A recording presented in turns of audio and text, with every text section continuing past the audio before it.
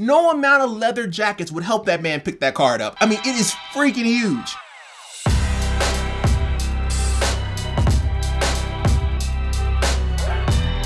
For him. How you doing? How you be? Top to the AB. And this is just a wild person's rambling. Please take no heed. This is me just kind of reacting to the release of the RTX4080 and the 4090. I'm gonna go ahead and get all the specs and the fancy stuff out of the way. If that's what you came here for, let me go ahead and read it. The RTX4090 packs 24 gigs of GDDR6X RAM and will cost $1599. That puts it only a few $100s below the RTX3090 Ti. It's actually called Ada, is the name of this particular architecture. The RTX4080 will have two models. The 12 gig model, which is GDDR6X, is going to be starting at $899, which is actually just, I guess they don't want to call it the 4070 because they want you to still use the 3080, but in any event, we'll talk about that later.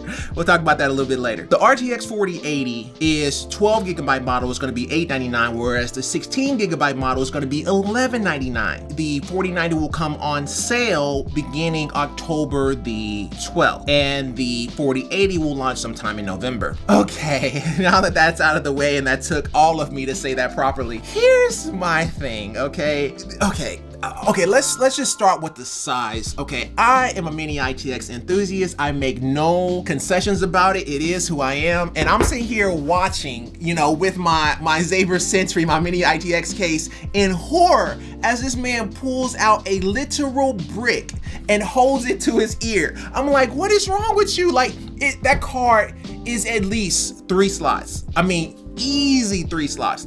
It's a literal brick. He can barely pick it up. No amount of leather jackets would help that man pick that card up. I mean, it is freaking huge. And he was like, oh yeah, we're gonna use the same model and the same design as the 30 series cards. And I'm like, the 30 series cards, even though, you know, they're great cards, but they were so doggone big, it was so hard to find a 2-slot card that can fit in most mini ITX cases.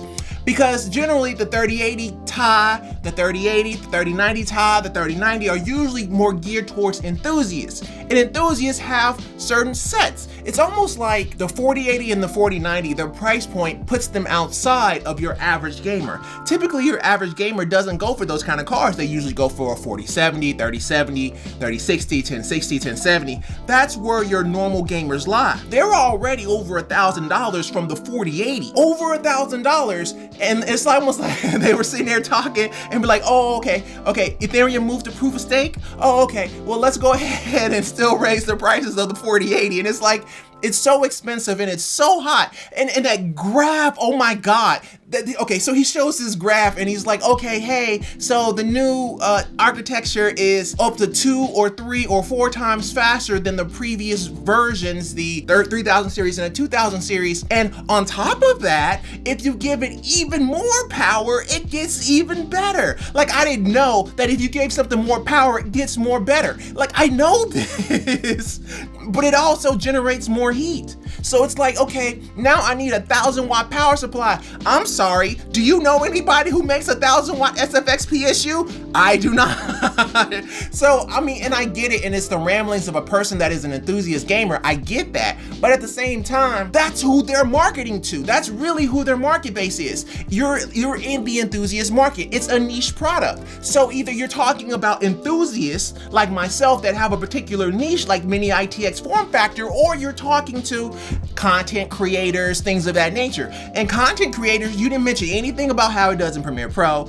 You didn't mention anything about how the rendering performance is, how the live view is, how a DaVinci Resolve is. You ain't talking about none of that. At some point in time, even so, you would still want to kind of cater the 4080 and the 4090 to the people you're trying to cater it to. And the people that you're trying to cater it to have certain subsets within them. And if you start targeting those subsets, then that would make you more profitable. You can't just keep giving things more power and expect to have the same results. Eventually there's a cutoff. Most people can run any game they want to at any settings with regular cards like 3060s. It's like not knowing your fan base and not knowing exactly how to cater to them if you're trying to target the enthusiast market. Not everybody wants to spend $1,000 on a 4080. And you know, and they didn't even talk about the 4070, but the 4070 is essentially the 4080 12 gig. Just call it a 4070 at this point. If you're going to do that, cool, but at least make it to the point where it benefits somebody in that tier. It doesn't really benefit them. All it is more. M-O-A-R, more. That's all it is. It's more, but it's not helping anybody in that tier. I hope Nvidia comes out with a graphics card that's like 3080 Ti SFF or 4080 SFF. You know, so it's like a 2-slot card with both fans in the front, Nvidia. I'm tired of having to go all the way to the 4060 in order to find 2 fan slots in the front, with 2 or 3 fan slots in the front, 300 millimeters, about 1.8 inches on the width, you know, and a very, very low profile, 2.8 pins, call it a day. And on top of that, you know, have relatively decent wattage so that you don't have to go and buy or create some SFX power supply that can handle 900 watts. Like, I feel like if you were wanting to target the enthusiast market, that would be a far better graphics card than just giving something more power. Now, if somebody wanted to buy that and they can fit it in their chassis, they have to undervote it if it's a mini ITX build. So it's just base card. The reference card is a brick. Then obviously all the other companies that make that card are also gonna make bricks. You see what I'm saying? Generally, outside of Zotac's 1080 Ti Mini, most manufacturers' cards are typically bigger than the reference. If the reference is big, then that means all the other cards are more than likely going to be big, which means that it may not even fit most situations in most people's mini ITX concepts. And it's just, laptops are getting to the point where they're getting bigger. So ideally, desktops should be getting to the point where they are getting smaller, which they are. The graphics card is the only thing that's kind of keeping us back and stopping us from making that truly portable desktop. Like, I want to get to a point where you go to Starbucks and people pull out desktops and play from their desktop or do work from their desktop. Like, that's me. That's the person I want to be. I want to be able to travel with my desktop so I have one computer to rule them all. I don't want to make compromises on heat and fan efficiency just to have a laptop and to make it do everything that I want to do. I understand I'm a niche case, but this is a niche product. So we're going to be talking about niche things. If you like this video, go ahead and like, but if you really like it, I'm going to subscribe. I love you either way. Take care, all the best, and bye.